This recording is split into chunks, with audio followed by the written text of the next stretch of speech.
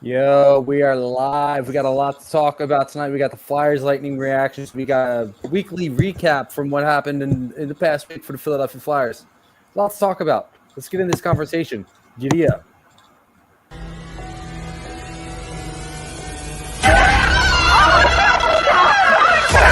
Let's go!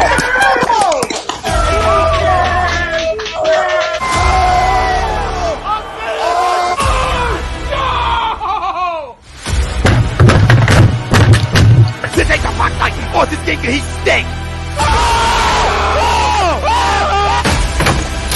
Oh shit! It's gone!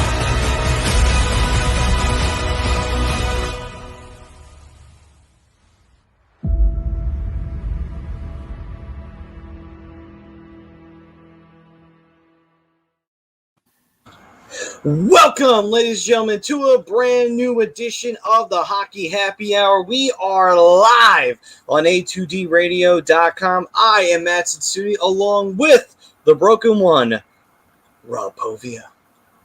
I'll tell you something, Matt Satsui. I'll tell a lot of people I smoke rocks. And Oh, Joe Rogan. and the Darkwing, Brian Daly.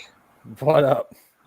And tonight, we are giving you live reactions to the Flyers and Lightning. The first period just came to a close. Unfortunately, the Lightning did get the first goal of tonight's game, which sucks, but hopefully the Flyers can bounce back. Flyers did have 12 shots on goal to the Lightning 6, and hopefully the second period will get going and Flyers get their legs under them and they'll be able to, tie this bad boy up. But anyway, gentlemen, as always, we are brought to you by Body Check Wellness, created and founded by one Mr. Riley Cote, who got to see him play in the alumni game, which was awesome.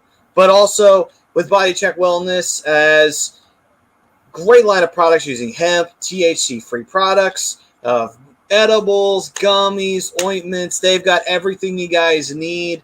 And they're helping with focus, clarity. If you need to diet, they can help you with that. If you need to work on school assignment or what have you, these are good things for you to kind of get you focused and just precise on everything. Because unfortunately, life goes a million miles an hour sometimes and your head spins around. You're like, what the hell am I supposed to do? And this will help you with that. So Body Check Wellness, check it out. Use the A2D code for 25% off of your order.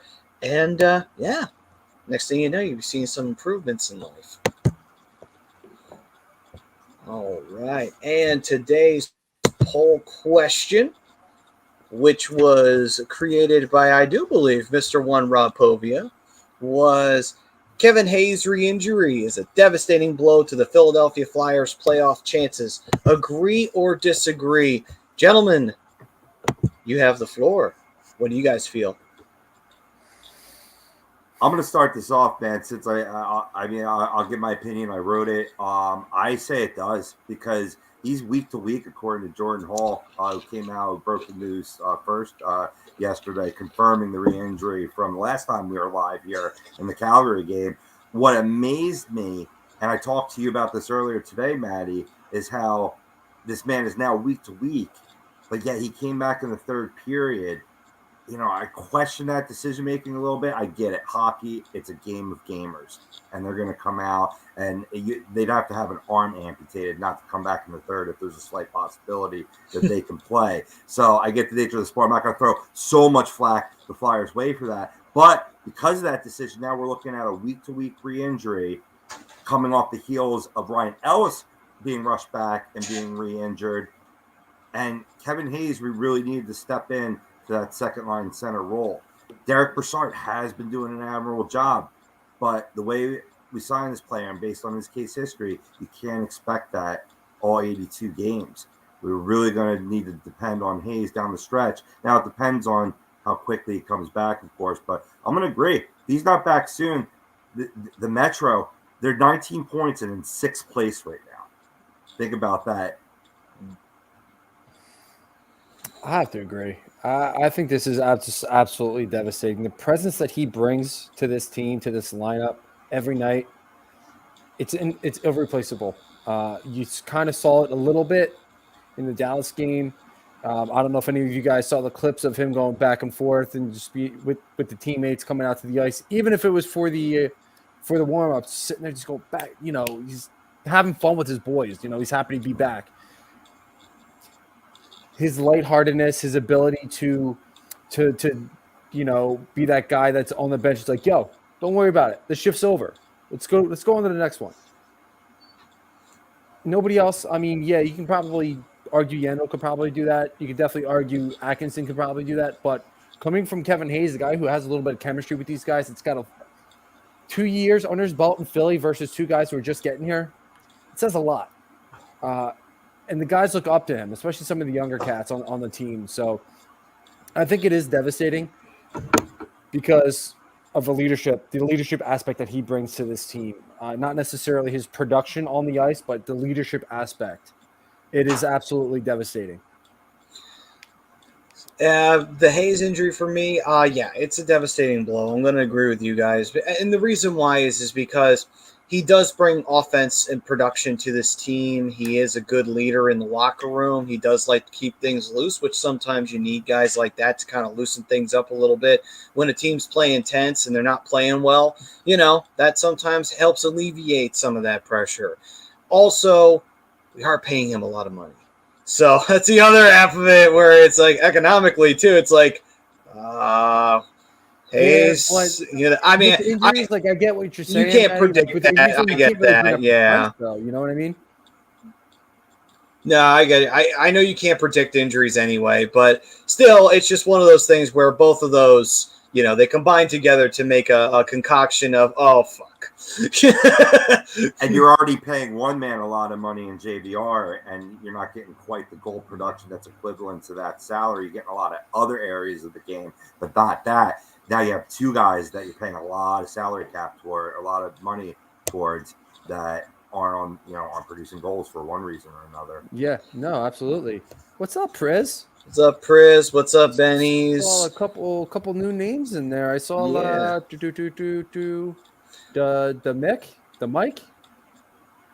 Mike. What's up, man? What's going on, man? There was another one up top here who was asking if we use the Body Check Wellness products. I think. I know Robbie does, and it does help. I know a couple other guys here at ATD use them, and they do enjoy them. So yeah, it was Dennis Allen. Dennis Allen. Yeah, I've used two products: the Focus and Clarity from mushroom extract. It's excellent. It really just regulated my diet on top of just being able to keep focused, not thinking about what I have to do 2 days from now, but just centering on what I need to do today. I also got their topical healing ointment too, which was really good. It's helped with the couple scrapes that I get from time to time. When you go out to the bars at night and you're just like, fuck this guy. You just want to. Well, I'm talking more, when I'm doing like raking the leaves, man. Getting those, you go to rake the leaves and you get that little like raw skin, like right between your thumb and your index finger. Man, there's no pain. Well, I mean, there's several pains worse than that, but not many. It's just more annoying because of the spot that it's in. Yeah, I got you. I used to have to rake the leaves, and I got an apartment. I don't have to worry about that anymore. True. Don't have to rake the leaves if you don't own the land. Exactly. Yeah. Exactly. Dan Sheerock, my boy. Dan, I haven't heard from you in a while. Oh, Danny. Yeah, what's going on, Danny? Brings up a good point. I saw Flyers Alley 2020 here. I haven't seen him in a while either. Hope everybody's doing well. Yep. And Flyers Alley was saying Broussard is out as well. So that's more than tonight. So Frost will be up here, which is, that'll be most likely the case since, Broussard going down with an injury, which sucks too because he had 2 goals against Boston. It seemed like maybe he was getting something going, get a little momentum going. And unfortunately, of course, he gets hurt. But hey, it's an opportunity for Frost, and I know that Rob, you're big on Frost, and not to say that I'm not or what have you, but there's a lot of Flyers fans that can be down on him at times, so it's a chance to prove them wrong. I will say this though, because this is going to be the perfect time to bring him up, because he just got named the AHL Player of the Month for the month of what month are we in? November? Yeah. What do you have? 8 points in 5 games? I think he Something was along those lines. I think the young man was rather ticked that he got sent back down to the AHL. Good. Use it. And I think that's the idea. Use it as fuel. Use it as motivation. Step your game up, and you're going to get yourself back up here. I think there's certain fans that see it as a small body, and usually small bodies don't stand the test of time in a rough sport of the game of hockey. And get him getting hurt like early in last season and having a long outcome, I think that's sullying what we've seen on the ice, and that's an electric shot. So of course I'm excited for him to be up here. And when you got guys hanging around the organization, we just saw him in the alumni game, Maddie, one Danny B. Mm-hmm. He stayed healthy a lot in his career. There's ways where you avoid contact. Oh, yeah, there was. And even Danny would take contact, and he'd get right the hell back up. It didn't bother him none. Yeah, so, you can't teach toughness. That's right. That is true. That'll be what'll be his next test. But I'm glad you brought this rankings. I'm glad you brought that up. And Demick just said, I want to see Smash Mouth hockey. I think right now you're not going to see that from the Flyers. Because it's something we brought up before in the past. And Scott Hartnell just recently brought up on NHL Now. And that's the lack of physicality in this team. The lack of this team playing soft hockey. Mm-hmm. This team does not go to the corners. They do not go to the dirty areas. They will not beat out They will not beat out players in a race to the puck. There's a guy on his way back as a part of this injury report before we start up the second period here, boys, and some live reactions. Wade Allison, he resumed skating after being sidelined with that high ankle sprain. He's been cleared for practice. I believe he practiced today with the Phantoms and should be playing games for them, long-term 2-3 weeks. So, it's not an immediate fill, but he's on his way back, and he could be a bigger body to help battle a tough team when you're getting pushed around like we saw a little bit in the early first 10 minutes of this game, boys. Yeah. I mean, you're seeing it. You saw it a little bit after the first goal, leading into the first goal. The Tampa Bay Lightning, even the third line. The third line is a bunch of young guys. What are they doing? And Rob, you and I talked about this off air before Maddie jumped in. They are bodying guys off the puck. They are boxing guys out. They are doing everything in their powers to push these guys off the puck, and they're getting second and third chances off of this. Right. You don't see the Flyers doing any of that. It's the initial shot from the Flyers. If they get a rebound, so be it. If not, they're going back the other way. There's no forecheck. The back check has been minimal. I saw a comment earlier from one of the guys that I follow on Facebook. What's AV got to do to spark these guys? Why does AV have to spark the guys? This team does nothing. This team does nothing right now. Well, like they're doing on this power play.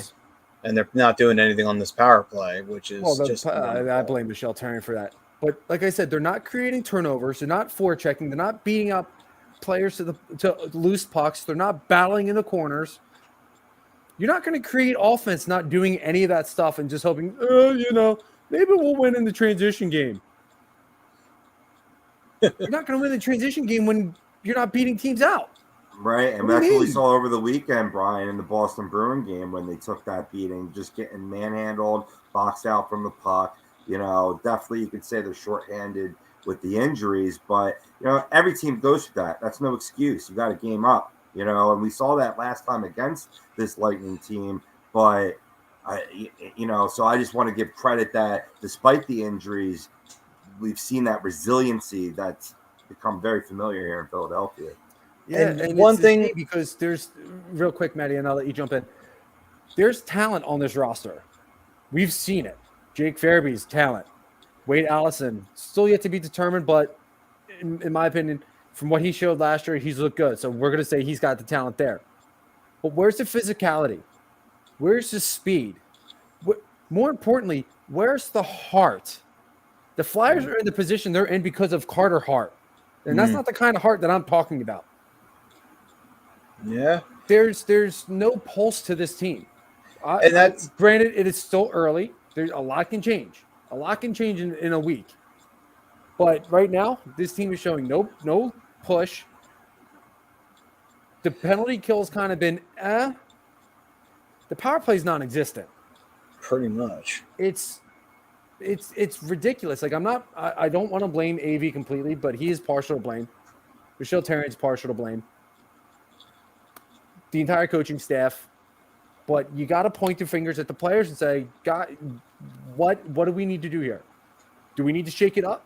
Do I need to start trading people?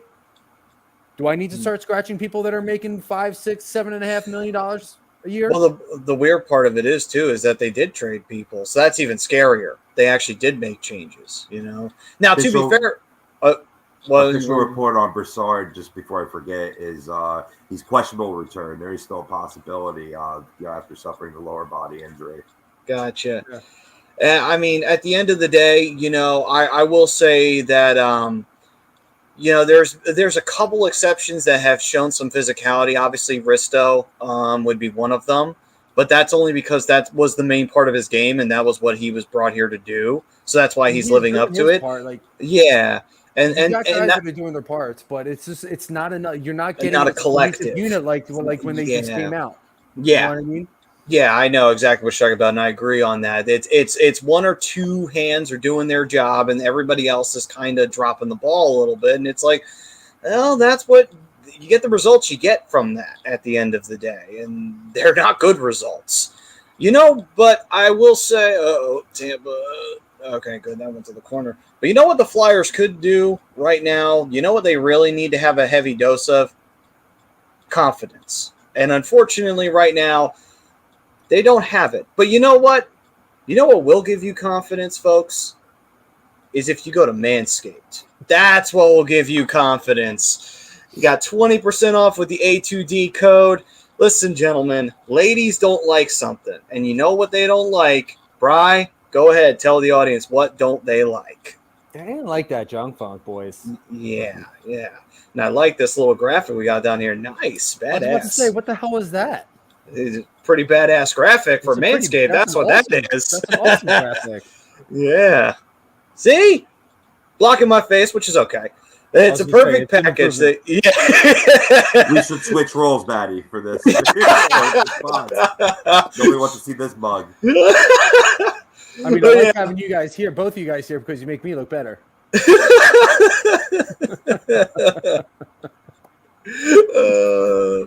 But yeah, absolutely though. If you want to get rid of that junk funk, like Brian says, go to Manscaped, get that 20% off with the A2D code. Yeah, gentlemen, unlock that confidence. That's what the ladies love, and they also don't want your junk funk on top of it. So get rid of that too. We definitely don't want that. So as we continue here in the second period, still 1-0. And Prism was saying, talking about Chicago now changing their coach, which, that was going to happen. Chicago continued to play like shit, which, doesn't surprise me. But, I'm still like, I don't know if Chicago's going to make the playoffs right now. I still have my doubts on them for that. Yeah. I love that comment by Sam. He said Yandel did what they just need to do more, lofted into the zone, and establish a forecheck. But the problem with that, Sam, is they're not establishing any kind of a forecheck. This team is soft, and we're really starting to see it. Like, I thought these changes that they made in the offseason was going to make this team better. They came out initially when the season started. They look really, really good. Granted, I know there is some injuries that are important to this roster. I get it. And it's still very early. But against a team like Tampa, you're absolutely right. They're not fast enough. They're not fast enough really to compete with any team, in my opinion.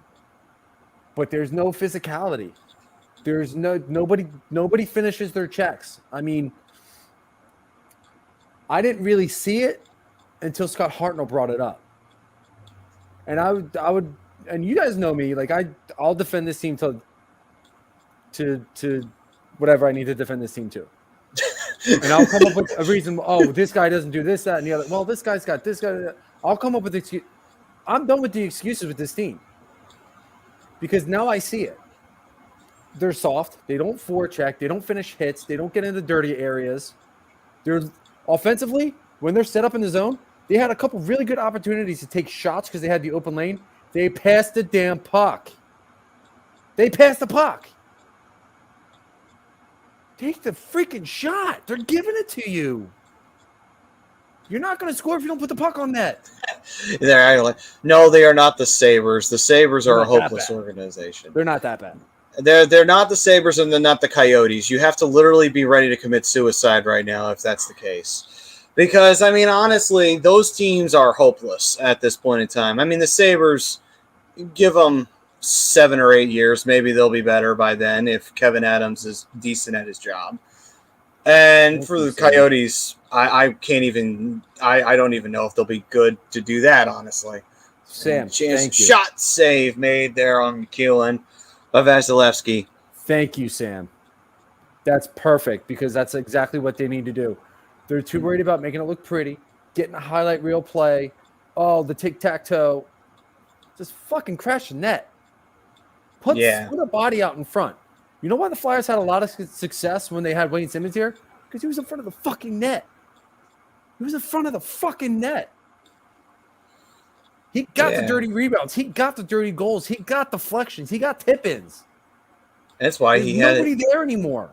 Great play by the JVR's a power forward. Wow. And they scored. Yeah, that looked really scary, and I'm not surprised that they got scored on there. That's what the Lightning can do to you. You killed my moment, Matty. Oh, well. Sorry. But your points have been validated, to say the least, because Stamkos just scored on the Flyers to make it 2-0 now. I guess it's a bit of a breakdown around the net. Yeah, to say the least. I mean, this was really great plays here by the Lightning. Great puck movement, getting good opportunities here, really frustrating the Flyers. They can't stick check.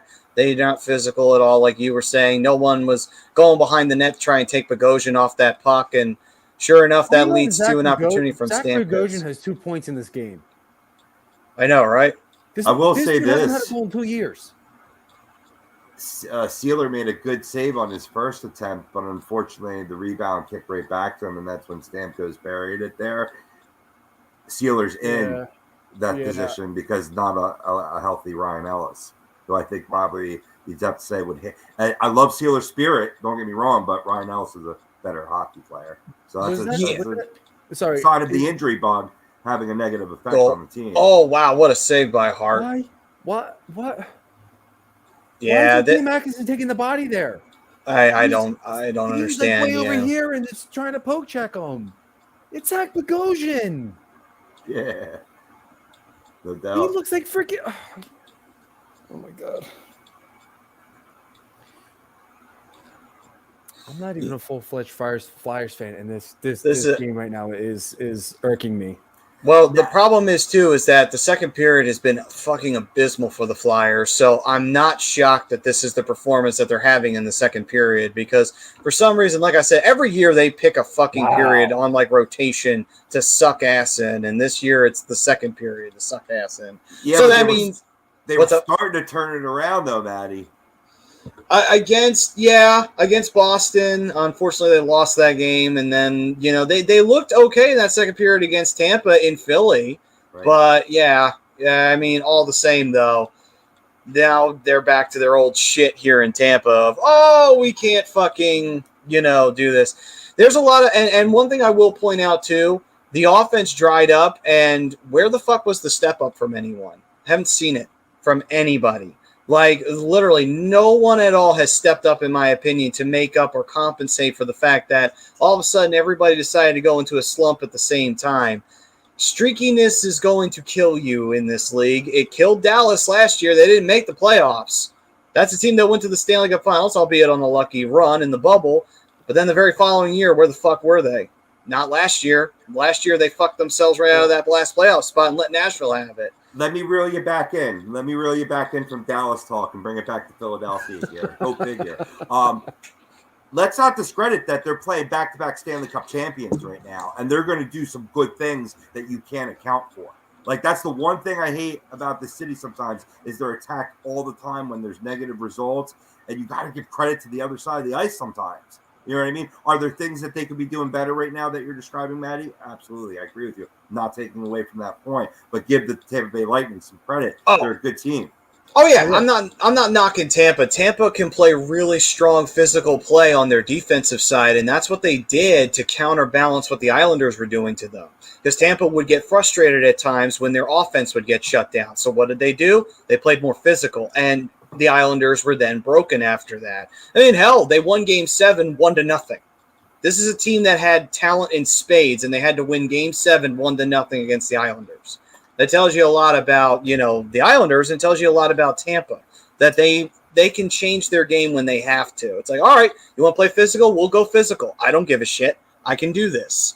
That's why Tampa won 2 cups, because they're able to play both sides of the puck and play physical and strong when they have to. Yeah, now, they play a full 200-foot. They play a 200-foot game, and it's not even just necessarily Tampa, Rob. It's been the last couple weeks, really.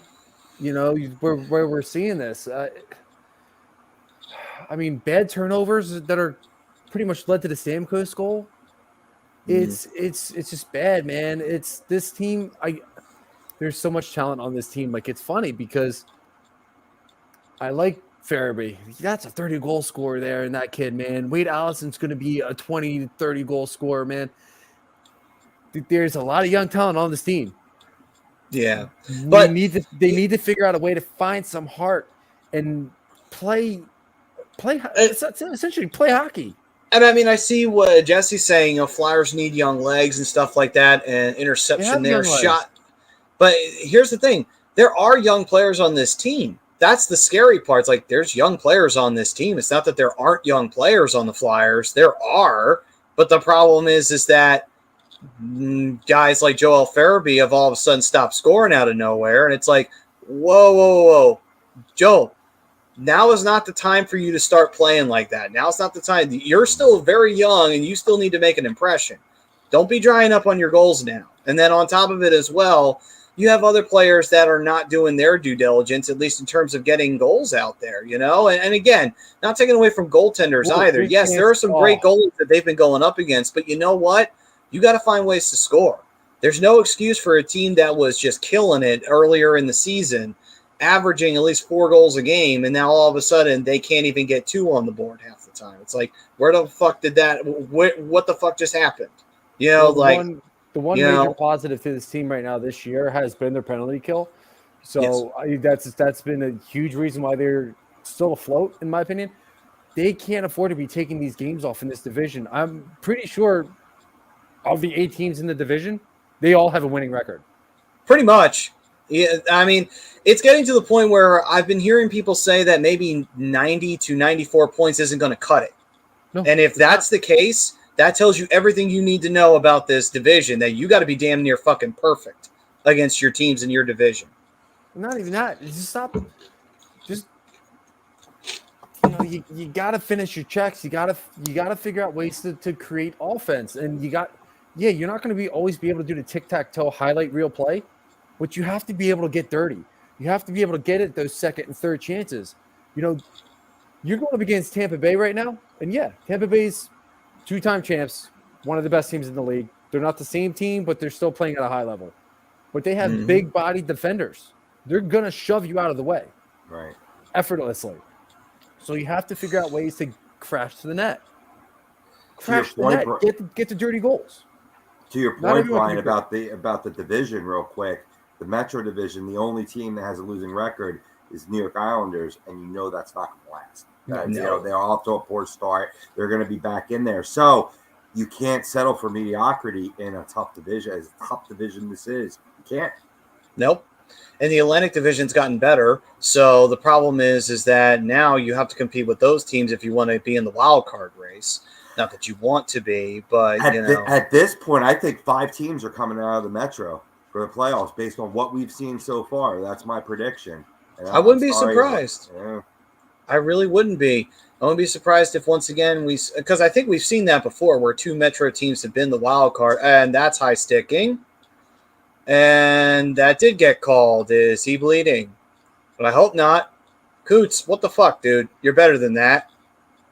Fucking throwing your stick around willy-nilly, getting yourself fucking in trouble. He gets sloppy sometimes. That's the one thing I've always noticed about Coots' game. You know what I mean? Like, he gets like Neanderthalish out there. Yeah. It's just frustrating because this team is built to be a championship team. It's just they underachieve so much. Which pretty much can which could pretty much surmise 90% of the Flyers' history right there, underachievement. But the thing that ultimately bothers me with this team is it's been a lack of that sort of offensive aggressiveness. I think that's pretty much what we're all talking about is a aggressiveness on the offense and aggressiveness on the forecheck. We're not seeing that. We saw it earlier in the season. We're not seeing it now. And we're seeing a dry up in goals. Yes, some nights you're not going to score 4 or 3 goals because you're going to face a really good goalie, but you still got to find ways to win. And the Flyers found some ways to win here and there, but this lack of aggressiveness and this lack of offensive production is killing them. It's hurting them in the long run. This is not a defensive-minded team. This is not supposed to be a defensive-minded team. That wasn't what this team was built for. It wasn't built for defense. That's not what this team was built for. This team was built for you can hold your blue line, but your goal is score goals. And they're not doing that right now. They have the players that can do it, but for some reason, they can't find the back of the net because they're trying to figure out this newfangled thing called hockey, and they can't figure it out right now. So it's very frustrating to see that happen over the last few games. And this has been something that's been bothering them, actually, not even the last few games. It's been bothering them for a couple weeks now. Pretty much through most of November, it's been bothering them. And that's a problem. It's like, guys, this streakiness is not going to help you. This is going to fuck you in the long run because you lose a few of these games here. That could be the difference between you winning a playoff spot and you looking on the outside in. And if you miss the playoffs this year, you break the pattern the wrong way, heads better roll then because it's like you guys did shit and it didn't work. You need to figure this the fuck out right the fuck now. Heads got to fucking roll after that. Got to figure out the power play. Mm-hmm. Have to figure it out.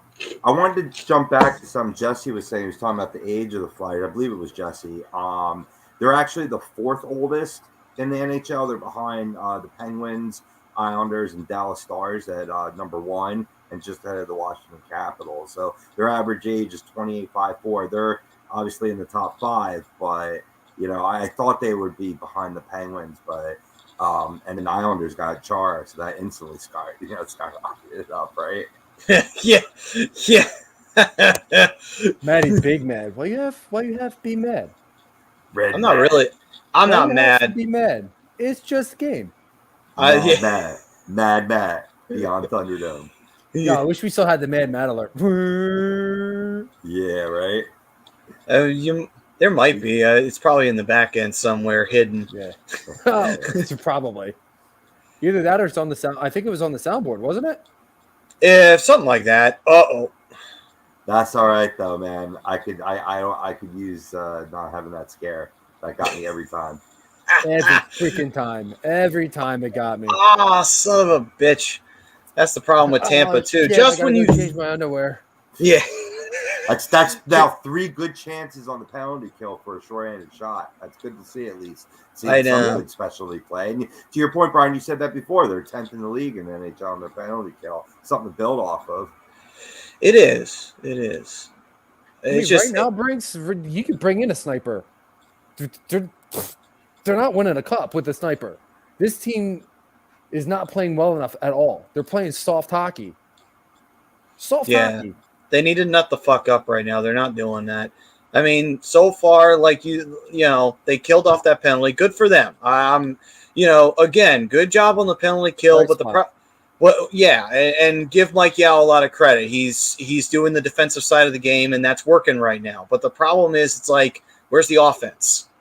I'm not complaining about this defense. I'm complaining about the offense. Brodo.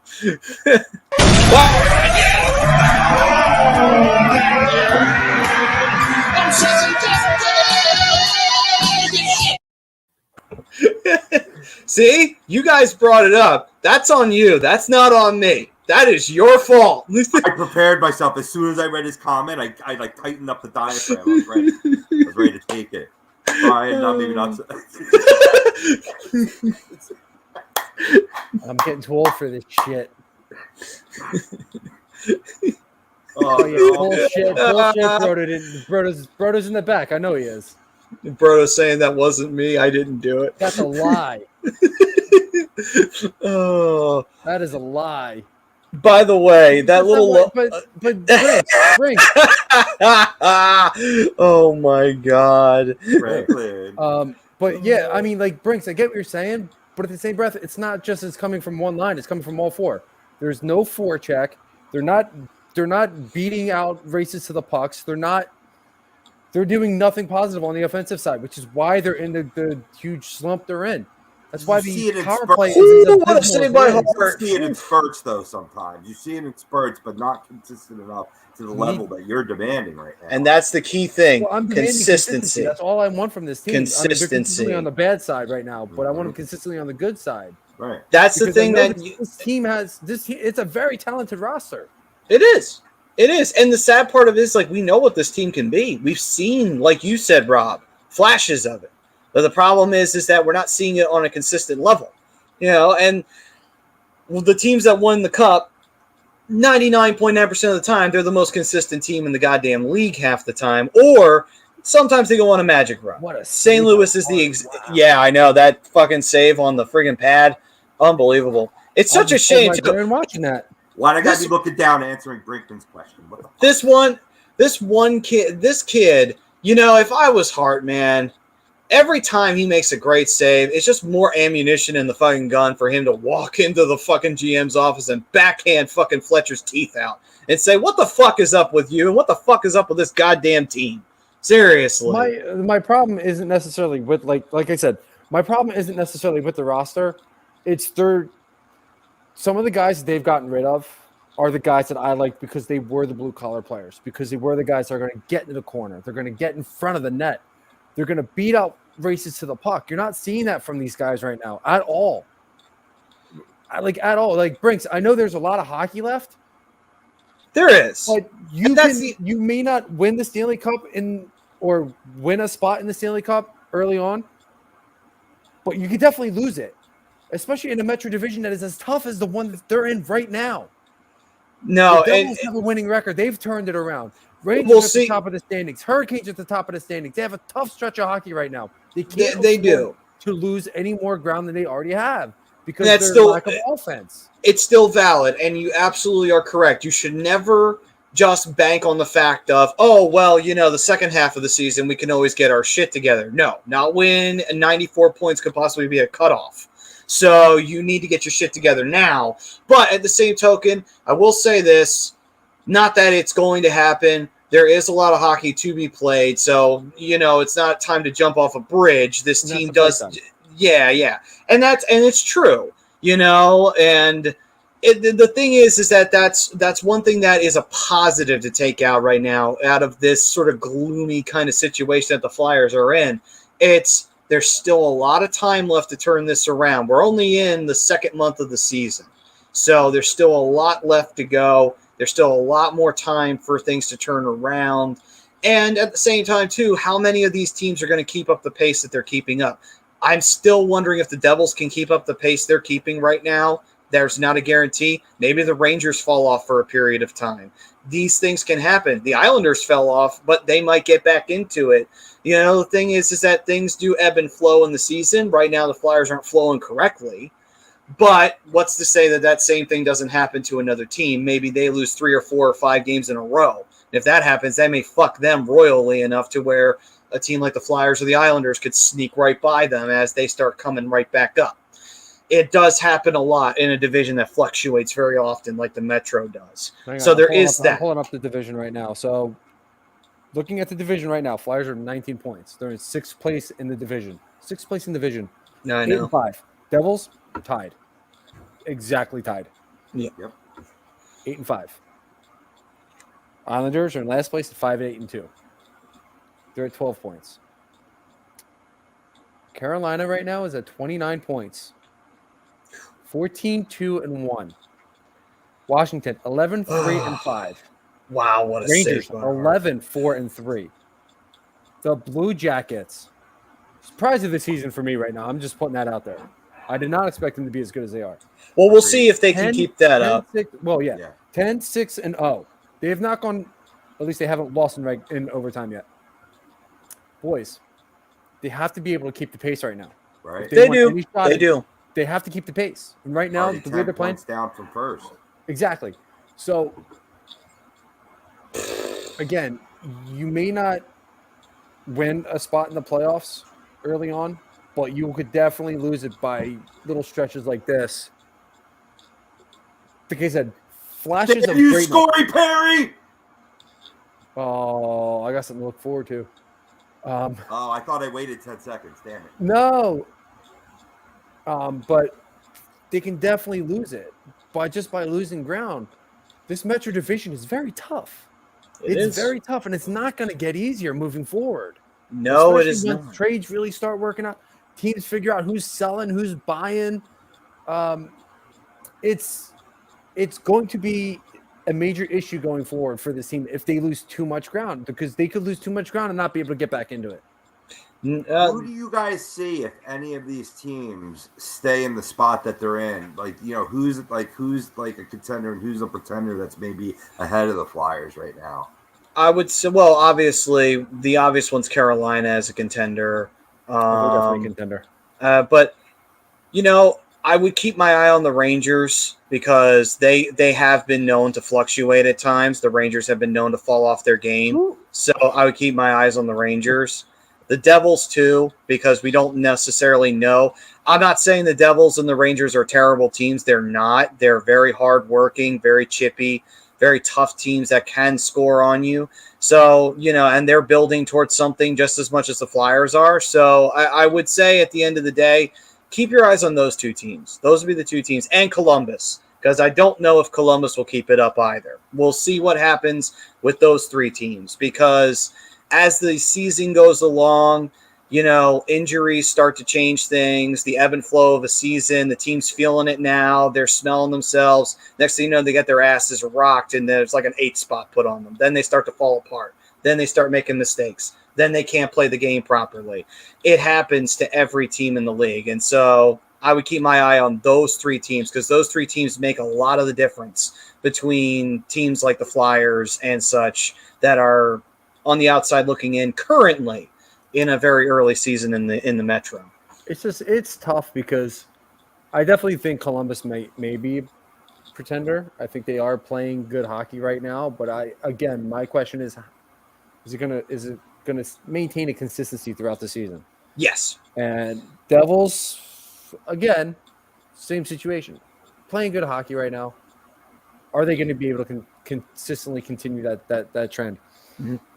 Carolina is no joke. Yeah. They're obviously the contender. To me, and I was saying this during the preseason, I think they're the Eastern Conference rep for the Stanley Cup final. They may very well be. I mean, if they don't win the President's Trophy, if they stay away from that motherfucking trophy, they have a shot. If they win the President's Trophy, then they're fucking hopeless then. I mean, they could wind up being the Chicago Blackhawks that one year they won the President's Trophy and still won the Cup. So maybe, but I don't know. We'll see. But I think the Rangers are a contender. I don't think there's a question about that. Lafreniere's a year better, a little bit more experienced. It's still got Mika Zibanejad. I think they got better letting go of Tony DeAngelo. I think Shesterkin's going to have a really good year. Georgiev's already having a strong start to his season as well. So I think the back end of the Rangers is really, really good, and they're going to maintain their consistency as well. Capitals are the Capitals. As long as they have Ovi, they're going to contend. I think Pittsburgh could be a contender as well. They're a little inconsistent right now, kind of like the Flyers have been, but they're a team that they're going to make a move and they're going to figure it out. I mean, they're another team I would watch, though, because it's like, and I know right now they're playing well, but they've had their issues. And, I'm not saying that they can't make the playoffs. They absolutely can, but Johnny, my guy. I would keep my eyes on them, because they're starting, they're starting to hit that decline. I'm not saying that they're rapidly declining. They're not. They're declining at a very slow rate. You know what I mean? But you're seeing it start to build up. The years of being a top contender are taking somewhat of a toll on Pittsburgh here. Doesn't mean that they can't make the playoffs. Doesn't mean they can't go on a run. Just means that, I hope to God not. But still, that just means that, keep an eye on them because, we'll see how healthy they'll be in terms of consistency as the season goes along. Robbie, who's your contender and pretender? I think it's Benny said it before. Columbus Blue Jackets. You know, I did not foresee them being in this spot.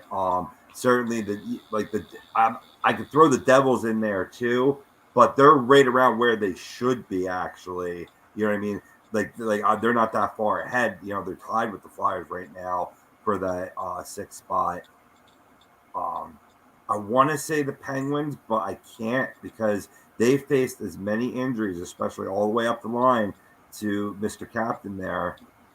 And yet they performed and they found ways to get points, you know what I mean, and stay, you know, in the upper third, the upper fifth of the division where, you know, you're going to set yourself up for a playoff spot. So, you know, if you're a Flyers fan, you're hoping that Columbus doesn't continue this nice little run that they're on.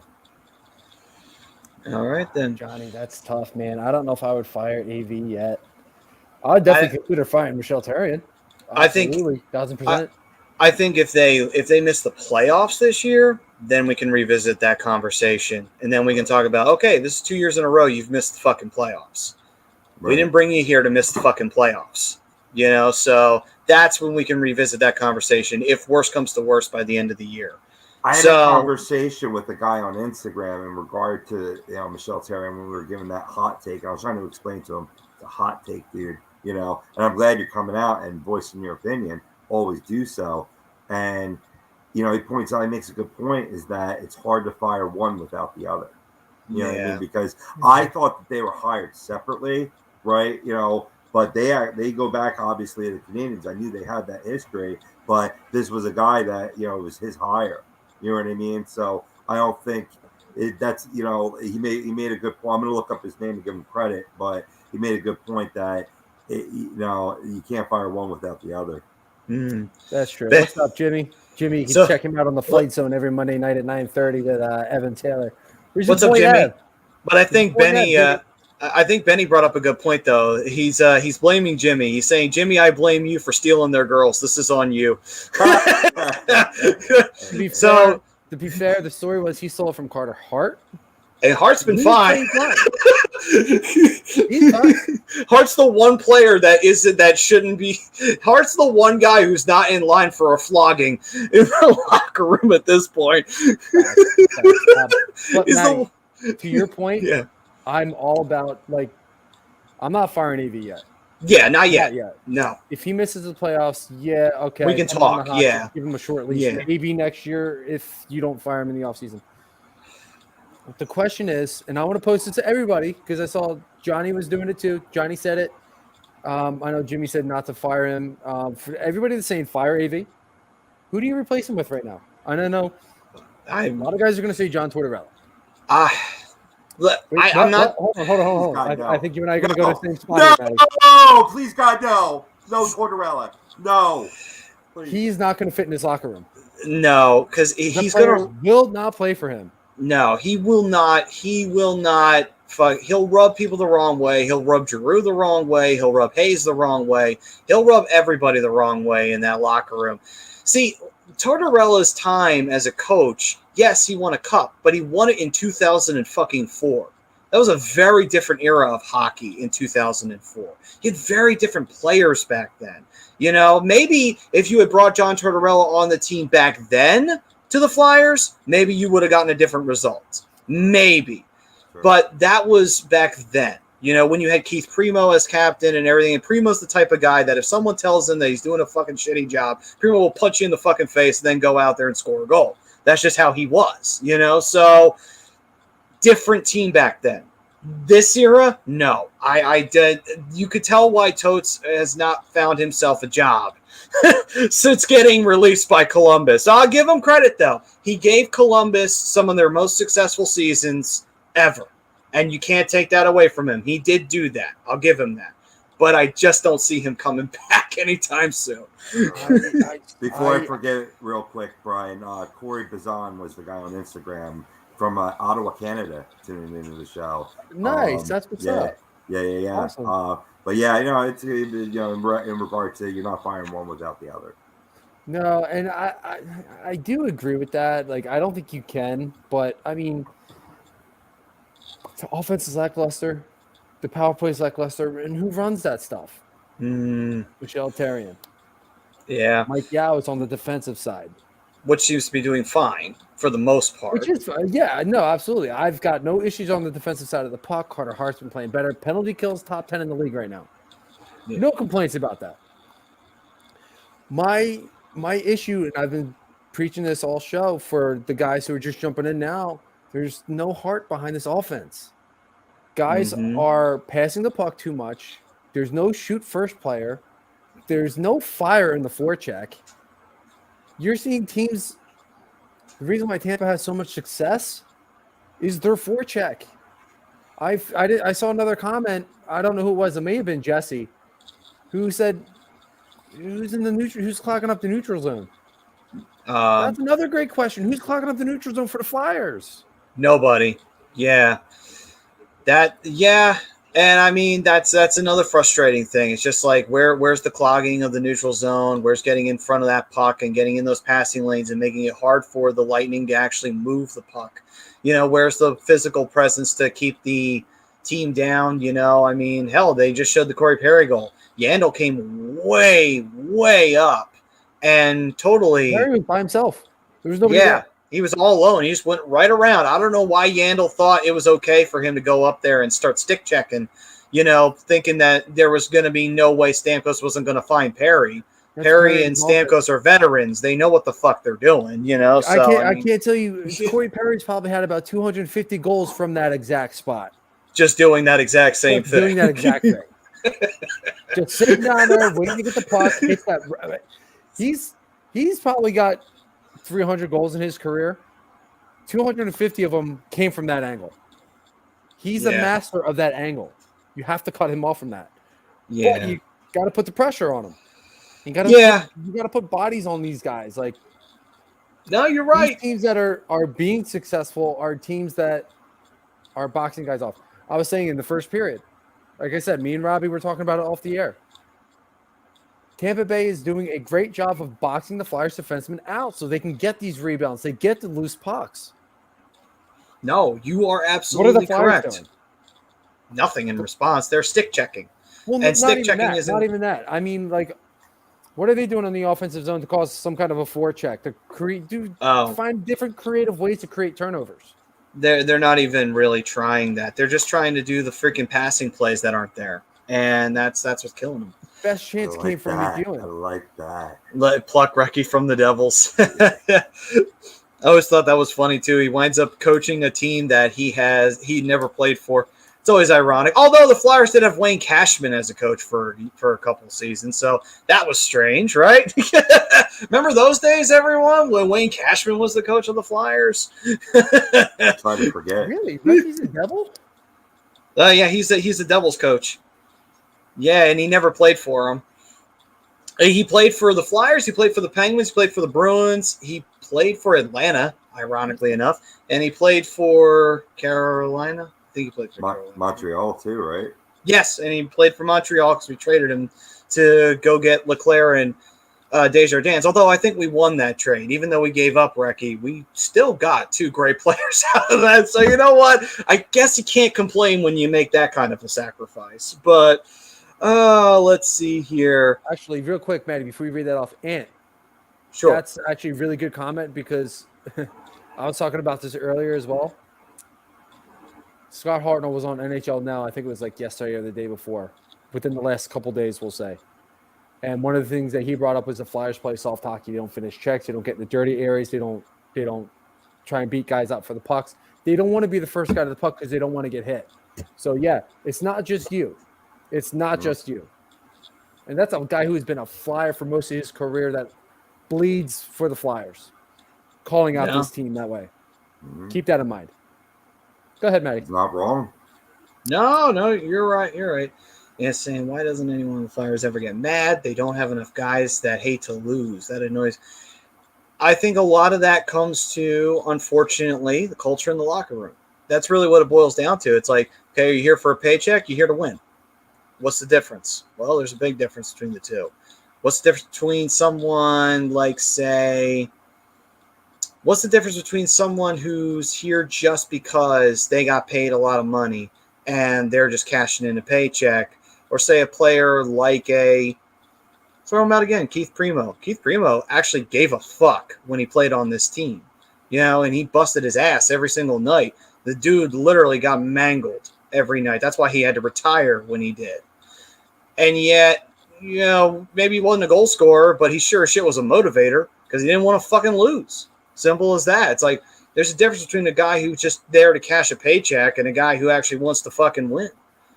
So again, that's what it gets down to. What's in that locker room? Are you seeing players that are there just to cash their paycheck in at the end of the night and say, screw it, got my wife, got my family, and I'm getting paid. I don't give a shit what happens to this team. And if that's what you're seeing in that locker room, then that's going to be the job of a team leader to step in. And then also, you're going to have a coach step in there too. And even the GM has to come the fuck in there and say, because I'm the one who signs that fucking paycheck, and I won't keep you around if that's how you're going to fucking act. That will have to be the carrot.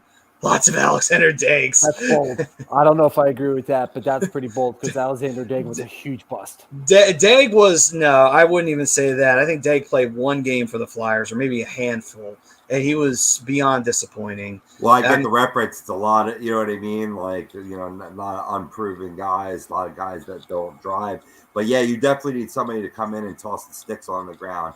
Some sticks need to be thrown. There needs to be fire thrown up these guys' asses. Yeah. I want to see some fist fights in practice because these guys have no heart and they go down. Sometimes they'll battle back depending on who they're playing.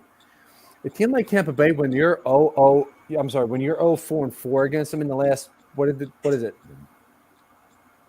9 years? 0-4, If my math is correct, it's what, 9 seasons?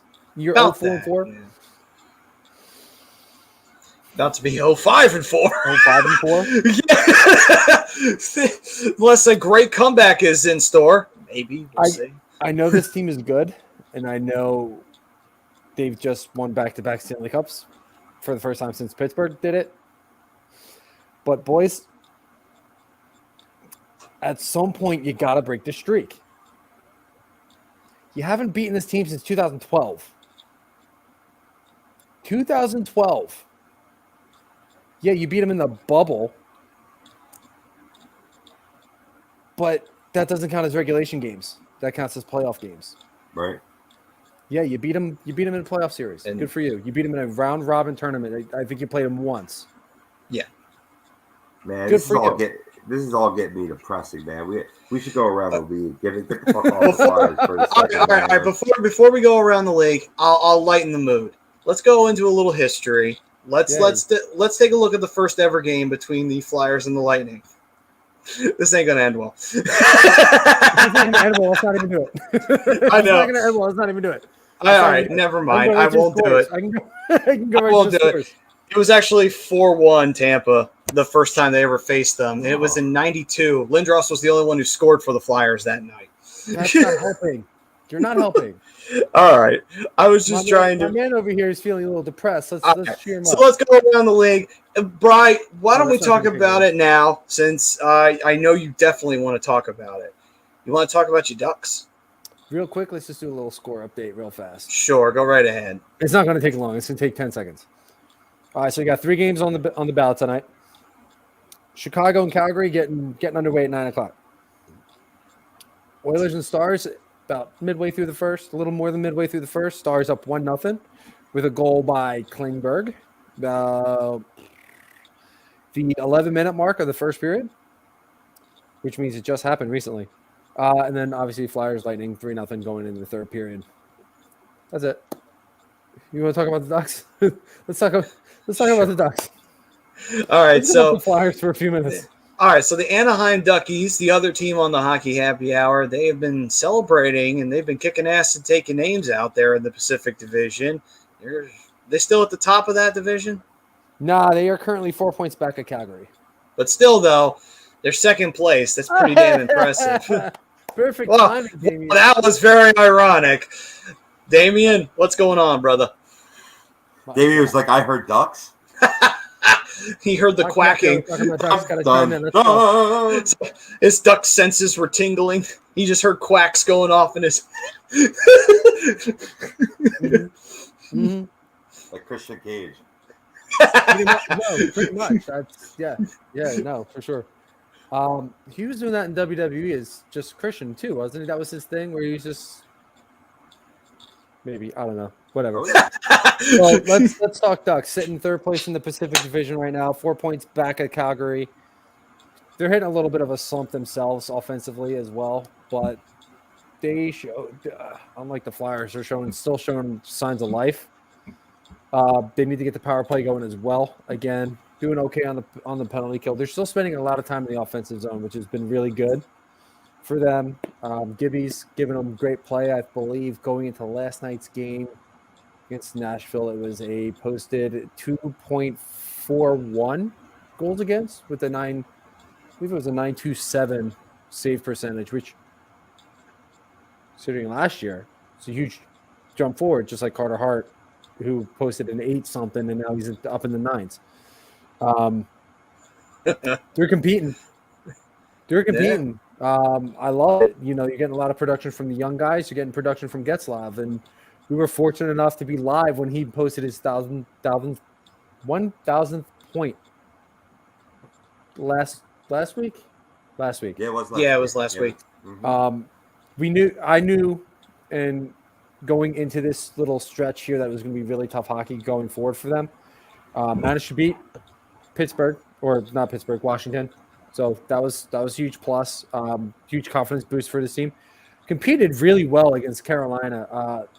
Very defensive game. Both goaltenders really showing off between Gibby and Anderson. A little puck luck on Carolina's part got him a 2-1 lead. That wound up being the final against Carolina. Again, may have been a loss, but it was a very encouraging loss. Yeah, competed with one of the best teams in the league. Yeah. Oh yeah. That should be a motivator. If you compete well with a really good team, that should convince you that, like, okay, maybe we are better than we thought we were. And I think so too. Like, they're obviously playing a lot better than I thought. I don't want to necessarily say that they're overachieving, because I don't think they are. I think we're really seeing what this team is made of right now. And in the last 3 games, Trevor Zegras has 4 goals. I'm about it. Let's go. Hot fire. Let's go. And then you got Troy freaking Terry, man, who's been just running rampant. His streak is broken, though. Yeah, his streak is broken. He's a stud pupper, though, man.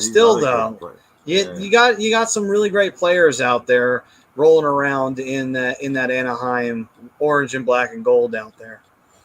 But John saying, I problem with those movies, Johnny. I hate how the Ducks win gold in the second movie. In the third, their greatest challenge then became varsity. What the fuck is that? I agree with that. Apparently, Frank is still a part of this. Apparently. Okay, then. Brian Bretto, I owe you an apology. But yeah, this Ducks team is taking a huge step forward. And, you know, some of these younger guys, like you brought up Troy Terry. Troy Terry's been a stud so far this year. He's already almost doubled his goals from last year. And we're only in November. He had 7 goals last year. I think he's somewhere around the 12 mark, 12 or 13. Being on the line with Ryan Getzlaf and Adam Henrique has been awesome for both of those guys. Yeah. Like, Ryan Getzlaf is saying that his legs feel like he's 30 again. So let me ask you guys this question, because this is an interesting question that I think goes down to more of a philosophical debate in hockey. But what do you think about a team like, say, Anaheim? They decided, okay, we're going to rebuild. We're not going to – we know that where we're at right now isn't going to win us a cup. So they were bad for a few years, and they decided we're going to pick these top prospects, right? Get top prospects in the draft. Whereas you see other teams, like, say, the Flyers, where there's impatience and there's a feeling of, well, we need to make the playoffs because our fans are getting restless. So I'm going to fire someone because they're trying to rebuild a team or retool a team, if anything. How do you guys feel about that sort of belief of, okay, let's suck for the next few years, get top draft picks, you know, and roll with that? Or how do you feel about let's retool the team because we have some players right now, and let's see if that's enough to inject life into this team? What side do you fall on? Because I feel like that's a very a philosophical debate, if anything, in hockey. I think it's one of those things where I don't think it's so much philosophical. It depends on what you already have as an organization in your prospect pool as is. Because if you already have guys in line and you have guys on vets on expiring contracts and you're ready to kind of move on from some of them, you have the guys in the pipeline, you don't really need to do anything crazy. But if you're in Anaheim's situation where a few years ago you didn't really have that prospect pool. You had a couple good ones down there, but you didn't really have much of a prospect pool. So you had no choice but to rebuild. So you let go of Corey Perry. You let go of a couple other guys. You bring in Adam Henrique. You bring in a couple other guys. You bring in a couple cheap vets to kind of fill in some holes. You bring in Derek Grant back on 17 different occasions. At least it seems like that, right? Yeah, it really does. But I love Grant. Grant, such a good role player. He is. It depends. Like that's what I mean. Like that depends on where you are as far as an organization goes. Because I think what you're seeing out of Pittsburgh right now is a retool, because they still have their main core, kind of figuring out some spots along the way. Chicago, another good example. You still have your core there. You still have Kane. You still have Taves. You still have a couple young guys that you're starting to form that new nucleus with Kirby Dach and Dominic Kubliak and a couple other guys. And I'm sure I'm forgetting. I know Priz will chime in and let me know who they are. They're retooling. Although Priz might say Chicago's more of a rebuild, but I think Chicago's biggest problem is finally gone, and that's their head coach. Long story short, again, depends on where your organization is. Flyers probably could have retooled, but they rebuilt a little bit longer. I think Holmgren should have been a little bit more patient with Hextall. I think some of these players did get rushed. I think some of them are probably not exactly ready, but they're here. Farabee maybe could have used a little more time in the AHL. Konechny probably could have used a little more time in the AHL just to season up a little bit, to mature a little bit. Which is what you're seeing with Morgan Frost, and you're seeing why he's starting to play so well. It's just kind of a confidence boost and maturing nature of the AHL. But the good teams know when to retool or rebuild, and the organizations that are subpar, like Arizona, they never come out of it. They never come out of it. They've never been good since 2012, and Buffalo hasn't been. Yeah, and Buffalo hasn't been good since 2011. So, like I said, it depends on where your organization's at. Robbie, what are you thinking? I'm thinking, say what you want about Arizona, but at least they get players for free and draft picks with them. Although I think that they're cheating. They try to pull the NHL shit where they'll have the shittiest team and then they'll try to get the A+ prospects every time, but they'll fuck them up too. So they'll send them off somewhere else where they'll develop. Right. But Aaron Hayden. Yeah. Yeah. Where's that kid been? Oh my god! But I mean, in regard to philosophy, man, well, I mean, it's like you want to win now and you want to win later. That's ideal. And you want to like build a nice competitive team as you're retooling. I've never put much stock and faith in tanking because you don't know what you're drafting. You know what I mean? They could have the greatest elite report, but it doesn't come to fruition at this level, right? I like to see what proven talent you have, you evaluate, and you continue to add, pieces to that. I'm not saying the old school Flyers way where you're bringing in guys that are 5 years past their prime, right? But for example, they brought in a Cam Atkinson this year. You know what I mean? That helps you put a more competitive team on the ice now as you're waiting for guys like Frost, like Tyson Forrester, who I didn't bring up earlier during the injury report, sadly going down now for 5 months, I believe it is, to separated shoulder or just a shoulder injury in general. But hopefully he'll be back and right as rain. But you have those pieces down there to be able to pull up. I think that's the way. And you point out a couple examples there with Chicago and Pittsburgh. You know what I mean? That's ideally what you want to do, but you want to identify character guys. And that's there's just not enough character guys on this locker room. I was reading Chris Dunn's comment about JVR just watching, Farabee get pounded there last game and not do anything about it. That's not what we were seeing in this preseason. Why isn't that translating to, a regular season game? That's a little bewildering. But anyway, I mean, I covered a couple different angles there with that answer, but just philosophically speaking, I never really believed in tanking. I'm throwing it out there because it seems like, as you go along, it's intriguing to see how some teams, when they realize that they're a horrible team, that they don't have the talent to compete, and they realize they don't have the talent to compete, they realize, okay, we only have one or two players that are really good, and they're not going to want to stick around for this rebuild, so we will have to get something for them, mostly picks, maybe a few players or what have you. But, we got to move on from that, and we got to start looking towards the future. Perfect example would be Buffalo, even if they never got out of their rebuild. But they put a lot on Jack Eichel and a lot on Sam Reinhart and a lot on Ristolainen when Ristolainen was a highly sought-after draft pick when they got him originally. There was a lot of guys that they got on that team that they put a shit ton of pressure on to all of a sudden make the Sabres relevant again, right. Which I get why you did that, because Eichel was that good and he was still able to stand out on a crap team, and that tells you the kind of talent he has. But it's one of those examples of, maybe, not being patient enough that's an example of patience is a virtue. And at the same time, it's also an example of, know when, okay, we need to end this now because players don't want to stay. They know that this is going to take a while. We need to restart from scratch and just move from there and move forward with a clean slate, quote unquote.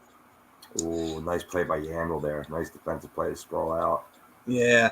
It's real quick, Matty, to Robbie's point about, tanking, his philosophy on tanking, especially with the draft lottery. Just to piggyback off of what he's saying. There's no guarantee. You're not guaranteed a number one pick over anymore, which I think is complete total bullshit and it's so easy to rig. Continue. No, and that's not what I'm not saying that. I'm not saying rig it. What I'm saying is No, I'm not saying that. I'm just saying in general, like to my point, it's easy to rig a draft lottery, so tanking is completely worthless. True. And I think we've seen that because how many times have we seen the worst team in the NHL not wind up with the number one pick? Bastard! Yeah. You know what the sad part is too? I saw this on the opening graphics. I saw when they were doing the goal by goalie comparison, there was no shutouts on Vazzy. I was like, fuck, that's not good. Because you know what that means. That means he's due for one. And he's overdue for one. I'm like, shit.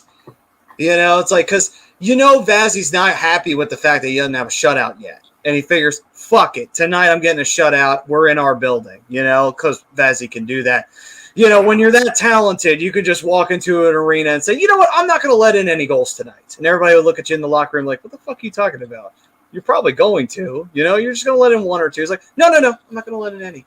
Just have that Patrick Waugh big dick energy going around and just be like, I'm not letting in any goals. And then sure enough. I wish that was the case. Not in my house. No. Not today. Yeah. Oh, my Zach McEwen. This dude's got some moves. I love this guy. This guy reminds me a little bit of Pitlick. Maybe Pitlick didn't have the same hands as he does, but the energy there is the work mentality is fucking second to none right now. Christ almighty.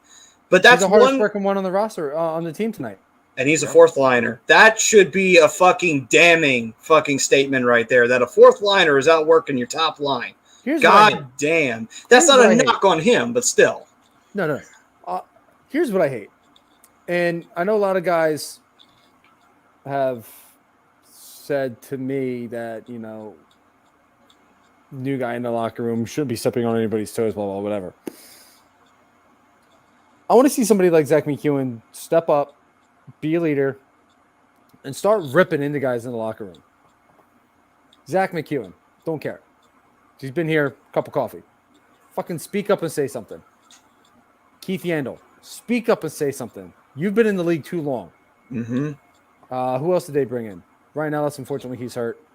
You But bring he in- can still be in the locker room and he can still rip into these guys because he's up in the press box. I guarantee that.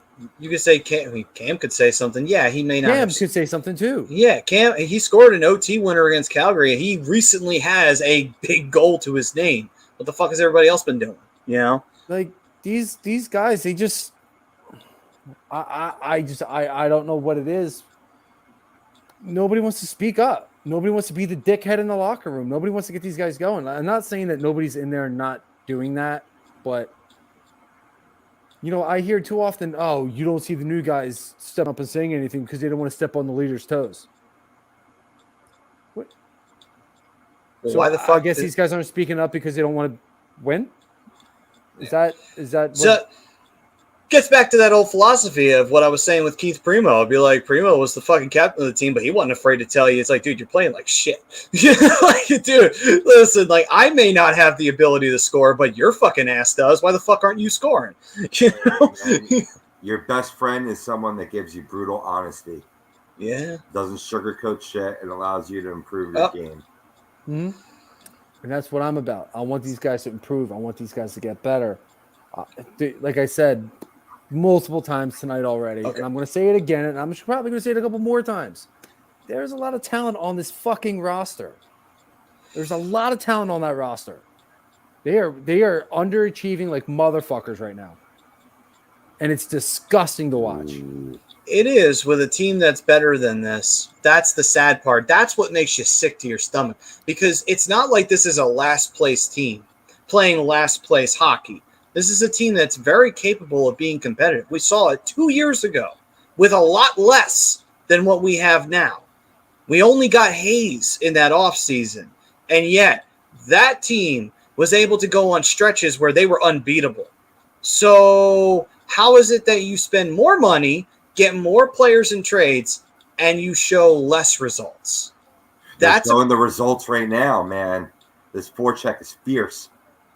They got Tampa on their heels right now, and then, of course, that's when Tampa breaks out as soon as I open my mouth. They do. It's just, unfortunately, and that's still a very good point to bring up, Rob. It's absolutely a very important point to bring up, to see that the Flyers are showing some kind of attack. But where the fuck was this for the other parts of the game? Where the fuck was this in the second? Where the fuck was this in the first? You know, like, that's where it gets. That's what earns my ire with this team. It's like, where the fuck was this earlier? You know, now you're doing it in garbage time when you're down 3-0 in the third period. Wow, I'm so fucking impressed by you guys right now.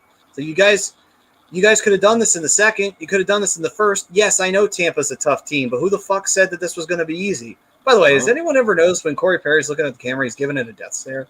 It's just that's something he does. That's his face. I call it. He's kind of got resting combine face. But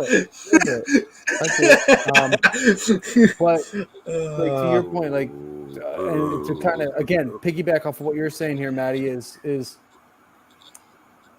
the last couple of seasons they've been a very good third period team. They've been able to find that little bit of extra juice to keep going, but the first period is usually where they run into trouble.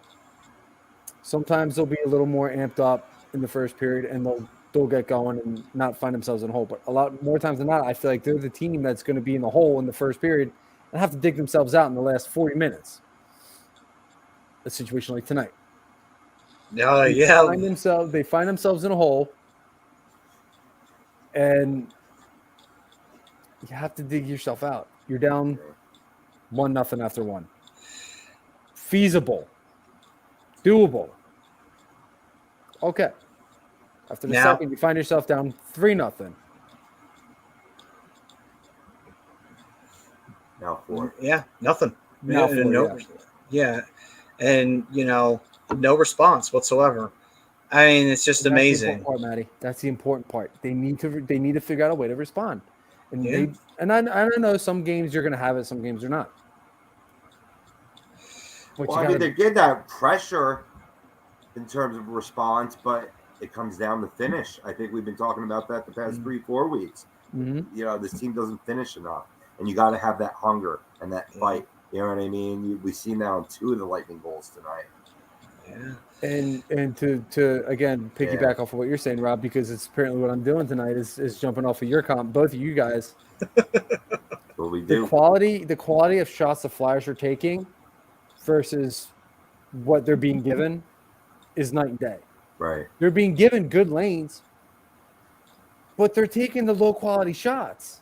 Right. Like JVR's chance. It could have been a good chance. Yeah, he probably could have backhanded it over his shoulder. But that's a low quality shot. Why are you taking the shot from the goal, essentially from the goal line? Right. You probably had a guy sitting maybe at the point, you rip it, get JVR out in front. Probably had a guy sitting somewhere near the circle. You probably could have passed it. Right. These guys aren't looking. And when they are looking, again, you wind up with a low quality shot.